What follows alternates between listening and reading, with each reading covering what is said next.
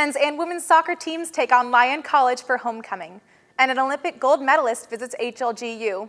Hello everyone, and welcome to this homecoming edition of your HLGU News Update. I'm Kelsey McCoy.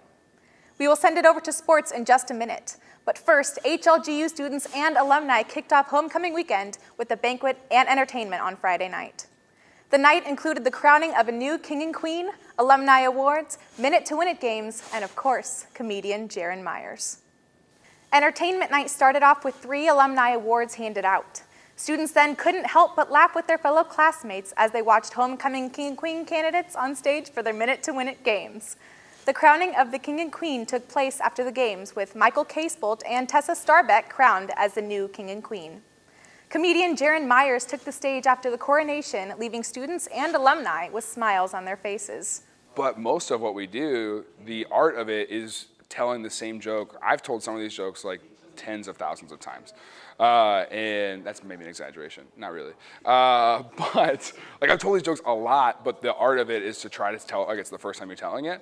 This was Myers' second visit to HLGU. He was the homecoming entertainment last year as well. Hannibal-LaGrange University's art department welcomed back alumni for a special Reconnect exhibit.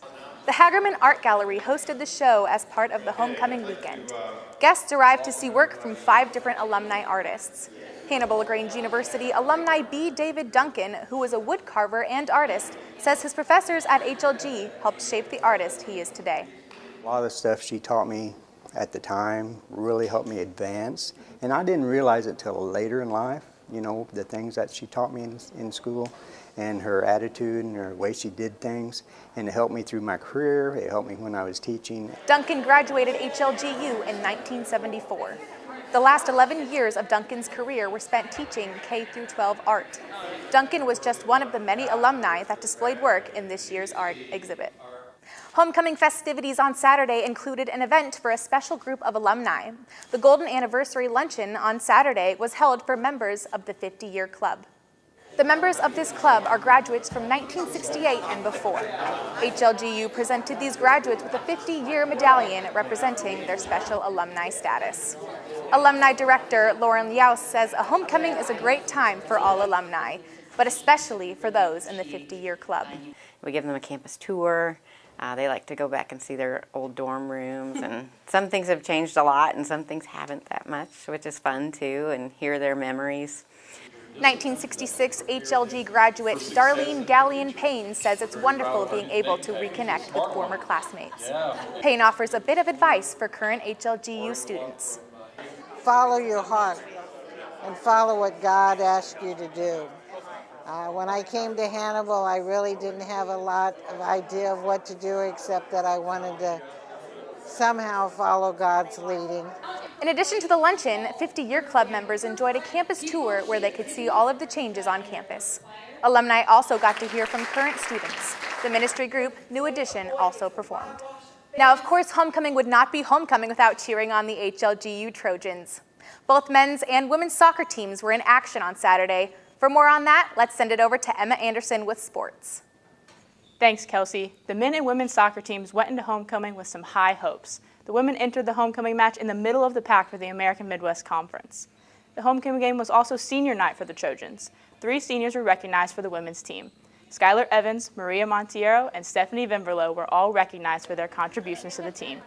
Let's head now to action at Blackwell Field, where the Lady Trojans did fall to the Lyon Scots 5-2 after giving up 5 unanswered goals. HLGU was leading the Scots for most of the game by a score of 2-0. Lyon then scored 4 goals in the second half to secure the victory. Hannibal-LaGrange senior defender Stephanie Vinverlo said that even though the Trojans lost, she was thankful for the opportunity to play in a Trojan uniform. I really think these girls are my sisters and best friends, and so just hopefully a sense of unity and just, I just care about them. I always joke with them to hold the rope for one another, and that just means play for each other. So hopefully if I leave them with something, that's that. Women's soccer is closing in on the last few games of the 2018-2019 campaign. The Lady Trojans have 6 games left scheduled, and they will play host in 3 of them. Be sure to come out and support the ladies on October 13th and 20th here at home. Turning now to the men, who recognized their 5 seniors before their homecoming game against Lyon. Before the game, Coach David Erskine honored Santiago Diaz, Philip Kamlitz, Isaac Lempool, Hugo Lopez, and Micah Thompson. The game was an exciting one that went into double overtime, but in the end, Hannibal-LaGrange men's soccer team would lose in a heartbreaking loss by the score of 1-0 to Lyon College. The Trojans would concede the game-winning goal in the second overtime period to the Scots. HLG was unable to convert several scoring opportunities. Assistant coach Silas Acuff says the team played well, even despite losing the game. Being a former player himself here at the university, Acuff is happy he gets the opportunity to relate and grow with all of the current players. So I'm able to build those relationships a little bit better and share my knowledge with them, not just as a coach who is a lot older than them, who has a lot of experience, but someone who knows the experience like fresh. It's still in my mind. I know some of the things that they're going through. Men's soccer has 4 games left on the regular season schedule. 2 of them will be played here at Blackwell Field. Each of the remaining matches are against conference opponents. Make sure to come out and support the Trojans on October 13th and 20th. And finally, it's not every day that an Olympic gold medalist comes to town, but that was the case recently when Olympic gold medalist Ben Peterson was on campus to host a wrestling clinic. Peterson was a gold medalist in the 1972 Olympics. Over the course of the clinic, Peterson talked about how to excel in the sport of wrestling and going for the gold, but that is not the only point he wanted to get across. Through reading God's Word on a daily basis, we sought to do that. We missed some, but at least you'd say on a regular basis we were doing that. We were thoughtful, how could we honor him through our sports? And when we got to Munich, we just wanted to honor God again and tell people about Jesus Christ. To learn more about Peterson's life, you can read his book, Road to Gold, which is available at www.campofchamps.org. That's it for sports. Let's send it back to Kelsey McCoy. Thanks, Emma. Just a reminder that Monday and Tuesday is fall break for students here at HLGU. We hope you have an awesome break, and we will see you next time for the next edition of your HLGU News Update.